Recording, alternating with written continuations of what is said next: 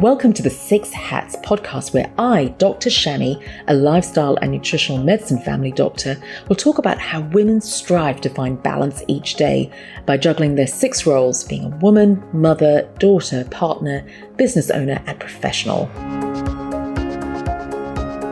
Hello, everyone. I'm really excited to have Jessica Singh. She is a dietitian, but thinks differently. And it's been an honor to work with her. A couple of years ago, we worked together for several years, and now she's moved to a different area. But it's so awesome to have on board. She's world of wisdom when it comes to food, and she makes it really, really easy. So welcome, Jess. Hey, Dr. Shami. Thanks for having me. So Jess, we haven't really talked about food on this podcast, so I want to start with the basics. And often people can get confused about the basics, like what are the macros? How can we look at food in terms of macros, in terms of carb, fat, and protein? How would you define that?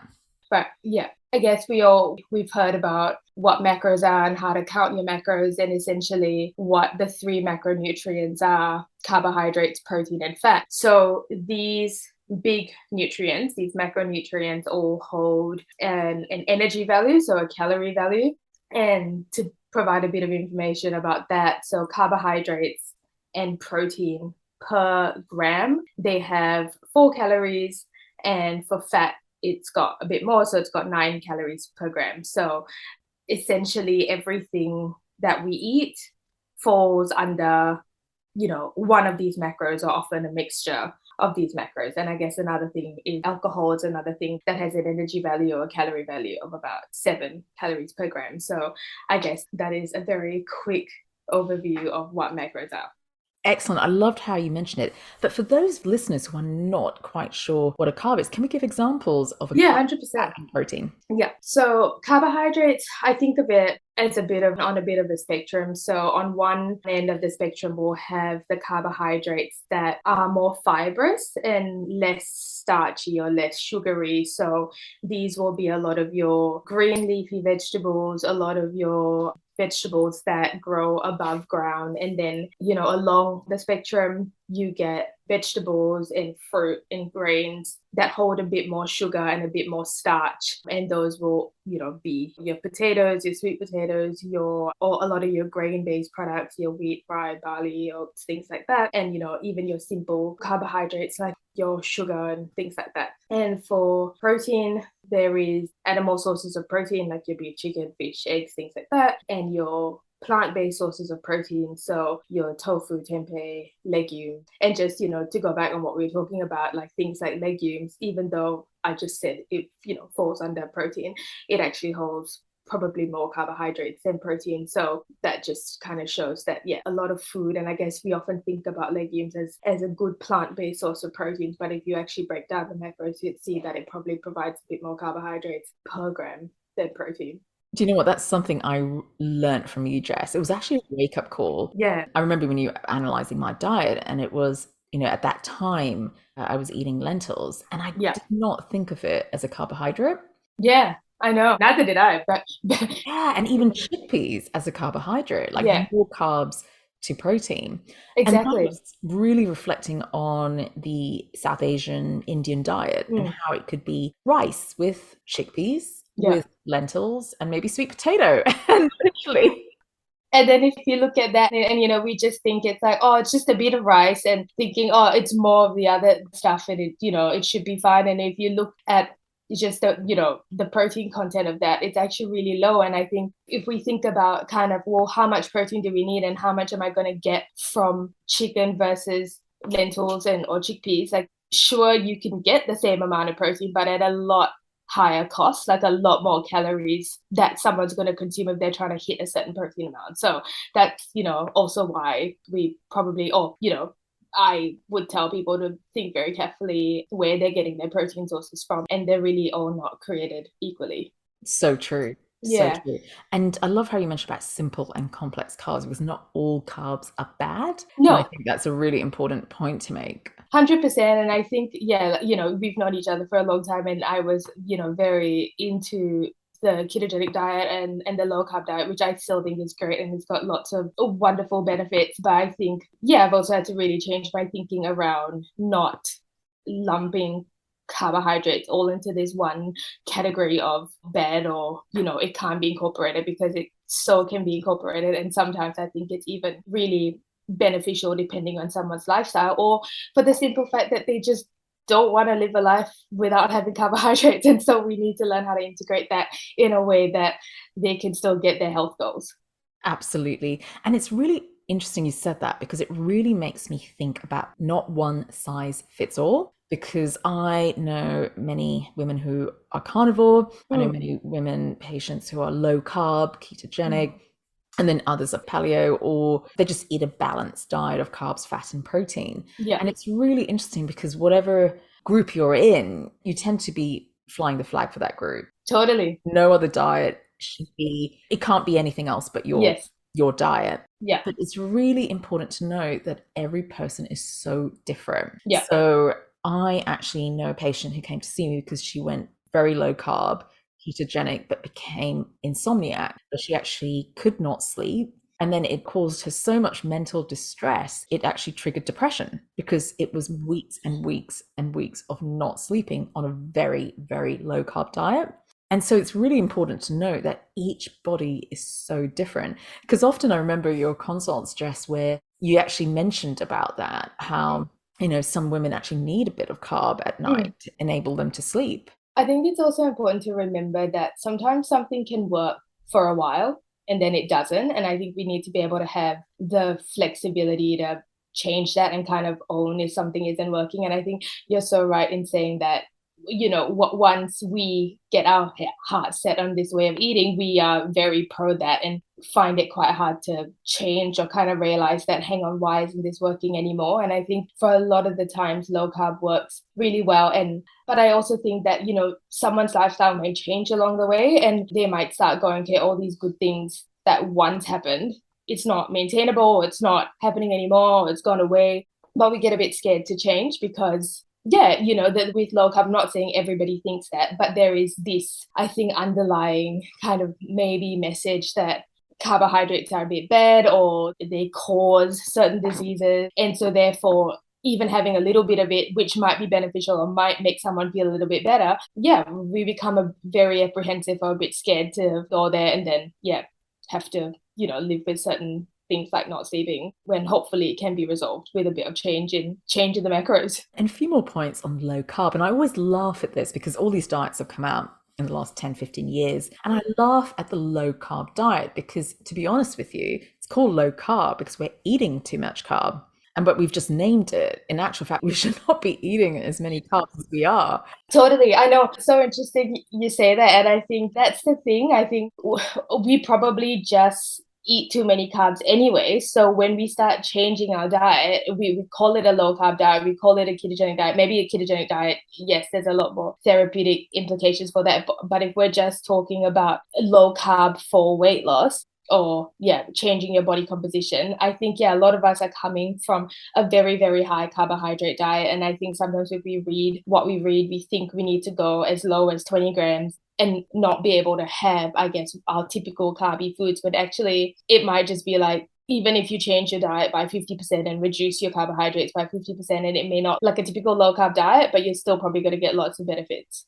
Absolutely, absolutely. It starts off with the basics, to be honest. Totally. Removing the high sugary foods, all the Mm. hidden sugars, the processed foods, removing the oils. And I love that this is literally how you start, isn't it? Just like the oils, the process, there's three things where you can really clean up your diet Totally. or you go even deeper. And so can we give our listeners an outline of what could hidden sugars be found in? Lots of things, I guess, typical hidden sugars, sauces, even, spreads that we use on bread, or, like even if you make like pancakes or waffles or whatever, spreads on that. Lots of hidden sugars in marinades, and then obviously your typical, like, I guess these are not so hidden sugars, but yeah, a lot of your processed foods and drinks and energy drinks and all of those sorts of things. So I think sugars pretty much in everything, any kind of pre-made sauces that you get in a jar, any kind of convenience food which has a label probably has some kind of sugar. Even if it's not a lot, it probably has some, from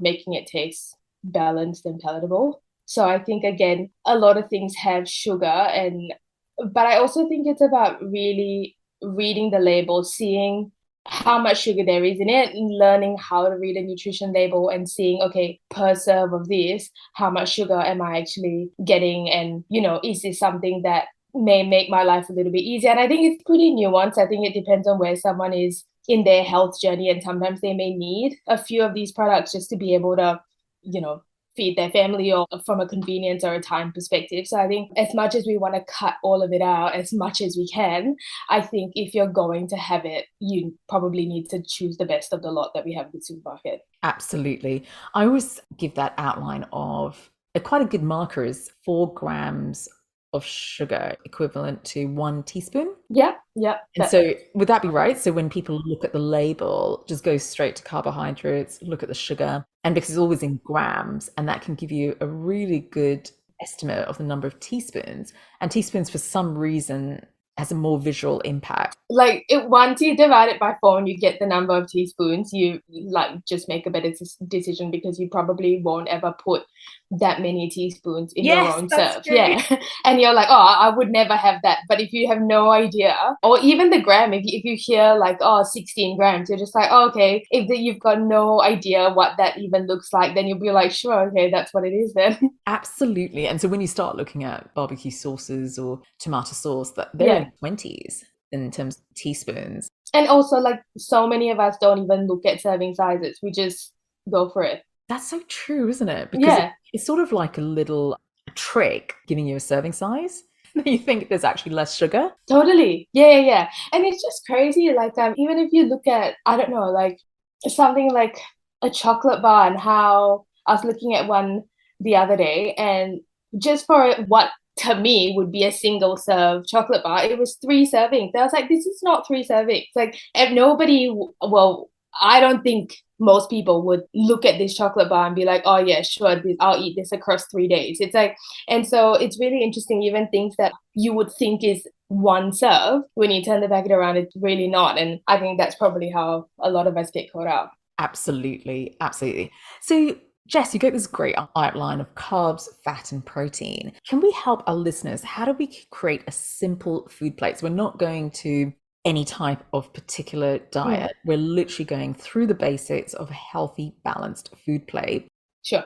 How do we create one? So regardless of what type of way someone eats, my recommendation is always starting with protein, always making sure that you know how much protein you should be getting for your needs and what your goal around body composition is, or your activity levels, or your just overall health. I'd start with making sure you have enough protein, because I think that is the foundation that will then determine how much of the other macros you eat. And so I always start with that, and then filling up your plate with enough protein for you, and then having your fibrous vegetables, obviously, and having some kind of fat, which is so important just for, hormonal function and the fact that it's essential to our diet. Doing that, and then putting on your carb of choice, depending again on what way of eating you follow. That makes it really simple. I'd love to just dive into more on protein. And I think it's really interesting when we analyze diets, it is actually very carb heavy. And I don't know if it was, conditioning, or have we been told the wrong messages of, you need energy, so where are your carbs?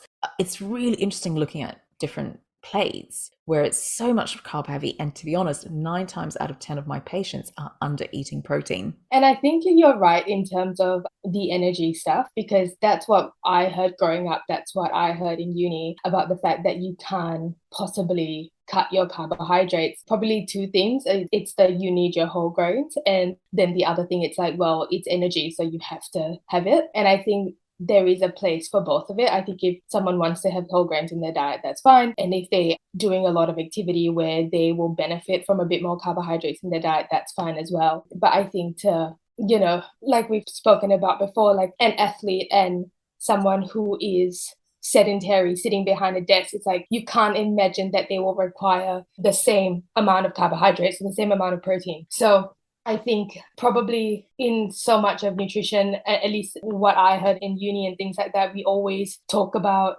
carbohydrates and fat, and whether you're for it or against it, or whether you're pro low carb or pro low fat. But I think we often just kind of then go, oh, have some protein, like palm sized portion of protein. And then we kind of don't really talk about it as much, or kind of go, oh, if someone has like a little bit of chicken or have an egg for breakfast, that's considered high protein, wherein it's like, that's not high protein at all. Or that's not, I would never say 100%, but I'm very sure that one egg is not enough protein for someone. Absolutely. And another point to make is that protein, and we forget, are the building blocks of everything in our body, from cells to hormones to enzymes. And it's really, really interesting. Energy actually perks up when someone's eating the right protein for their weight, and even actually such an improvement to mental health. And we forget that, because Yep. it's supporting all our happy chemicals. And I actually think it's been forgotten, in dietary guidelines. It's actually not really talked about at all. Totally. And you're so right, because even as a dietitian, like really early on when I first graduated, I don't even think I spoke about it Oh, wow. as much. Yeah, yeah. Like I sort of, knew that we needed it. Like you said, like, the building blocks, you need essential amino acids, like, but I really, really didn't know the importance of it. And I think I didn't know how much or what it looked like. Obviously, you do what you do in uni and you kind of, know certain things, but you actually, when you do the calculation and you think about how much you should be getting and what that looks like, and then you look at it across yourself and then the people that you see, and you're like, oh wow, they're like, we really actually have no idea how much we should be getting, and how it really does influence how much we eat, our cravings, our snacking, and how I think even just correcting that, even if you just correct that as a start, I reckon there'll be such a positive ripple on effect to be able to then tackle the other things like, sugar cravings or the constant need to snack. And I think even if you don't change anything else and don't cut out the rest of your carbohydrates or whatever, but just first started by getting in enough protein, especially in the morning, it's really interesting to see what that can do. I couldn't agree with you more, Jess. And I literally see that in patients, where once they're actually eating the right protein, they're happier, they're calmer, they've got more energy, they're sleeping better, they're avoiding snacking, their sugar cravings sort of disappear eventually. Sometimes feel that's actually being the missing link in terms of education. I love the way you pair food. And that means, like, how do we pair food? Do we ever put fat and carb together? Do we always go protein, carb, protein, fat? And why do we need to do that? I guess to simply answer that question, I don't think it matters how we pair food essentially, but I guess again, depending on your goals, I would first go, okay, again, if I have enough protein, then it's unlikely, not saying not possible, but I think it's a lot easier to control how much carbohydrates and how much fat you're eating. And I think in current day packaged foods, like most of it's a combination of something that's high carbohydrate and high fat. And I think that combination makes food really palatable and really moreish. And we find it really hard to stop at a little bit. And I think essentially, if we look at low carbohydrate diet, it would be one end of the spectrum in terms of, okay, if we are having a low carbohydrate diet, it's generally higher in fat because you have less carbohydrates. So I guess in that way of eating, we're not pairing carbohydrates and fat. And if you look at high carbohydrate, maybe plant-based diet, you are going higher carbohydrate and less fat. So you're not pairing carbohydrates and fat together. So essentially, in the world of weight loss or trying to lose a bit of fat, we normally pick, I guess, where our energy is coming from. So whether you are a bit more towards a higher carb way of eating or towards a higher fat way of eating and therefore lower carb, I think you can definitely have both in your diet. If someone is counting their macros or they like using a calculator, I think you can definitely have, some of each, maybe fat, moderate carbohydrate, but I guess that will require a bit more calculation and I guess, a bit more vigilance around where it's all coming from. But I guess essentially, if you have a higher protein diet and you monitor where your carbs and fats coming from, that's probably how I would go in terms of like forming a plate and then, choosing how I want to eat. Well, that makes so much sense. A take-home message is just be aware if your meal is just carb and fat, to be honest. Totally. Yeah. And that's what I think a lot of it is like we have, we can easily have, pasta with some olive oil. and a bit of garlic, and it's like delicious, but it's got no protein in it. Or like you were saying, like, with our like South Asian diet, it's like you could have, rice and dal or chickpeas or whatever, and it be, yes, it might have some protein, but also it's like, the ghee that you use in the cooking or the olive oil or whatever. And even though maybe you don't see any obvious forms of fat, it's probably in your cooking anyway. And I think if you're just aware, and I think it goes back to my first point, which I know it sounds like I'm saying the same thing, but if we go back to the same point of, if you try and make sure that you have a visible, sufficient source of protein, I think it will then become easier. Or you start looking at your food, not looking at it like in carbs, protein, and fat, because that's, you don't want to live that way either, but understanding what your foods are made up of. Slowly, the more you do that, you are able to tell where your protein is coming from, where your carbohydrates are coming from, where your fat's coming, whether you're getting your goals. Excellent. So, Jess, you've become a mum in the last year. Yes. And I know it's just transformed your life. And I love, we were just joking just before this podcast about how, regimental you were with your patients in terms of starting different ways of eating, and how you've actually changed. You found so much more empathy in the last year because life is hectic as a new parent. Yeah. What are the tips that you have found that works when you're managing food on the go for busy parents?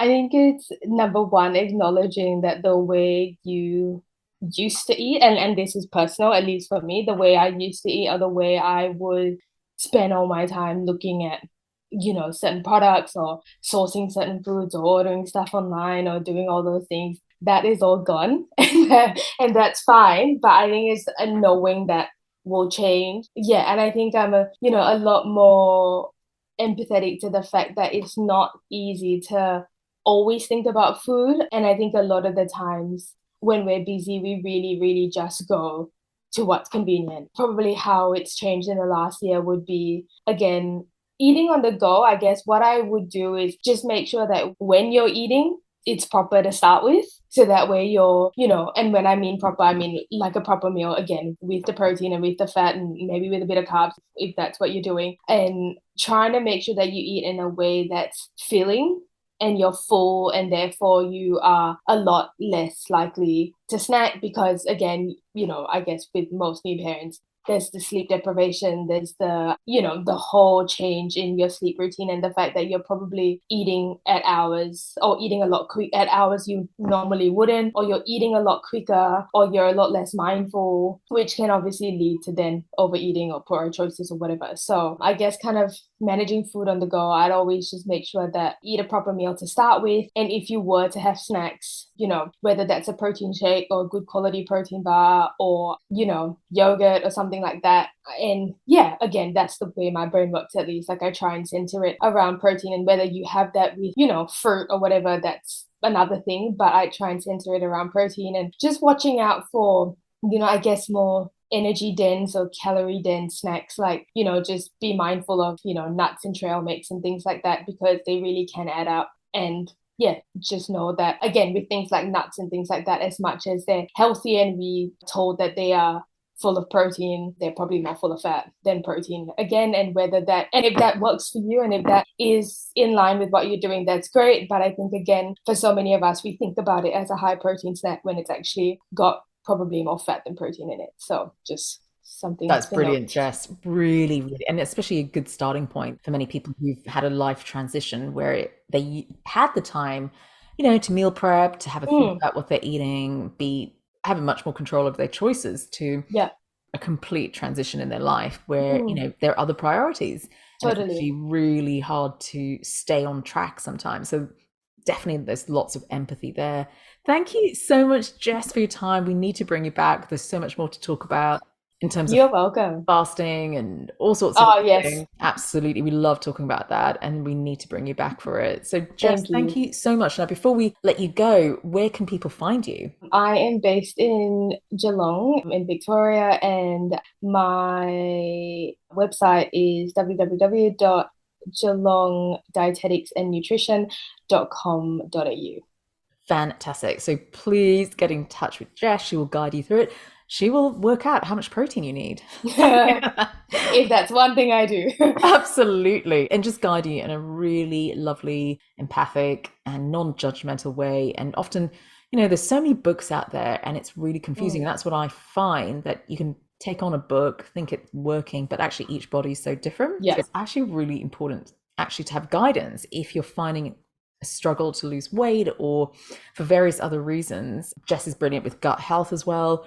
So it is confusing because books can be contradictory as well. So really important to have the guidance and expertise of someone like Jess. So thank you, Jess. Thank you, Dr. Shami. Remember that this is general advice only. Please see your healthcare professional for more information. So what's your take-home message today? Remember, it's all about progress and not perfection. And are you suffering from stress? Visit Usawa Learning Hub on usawa.com.au and sign up for the 6-week challenge on how to reduce stress today. Enjoy the journey.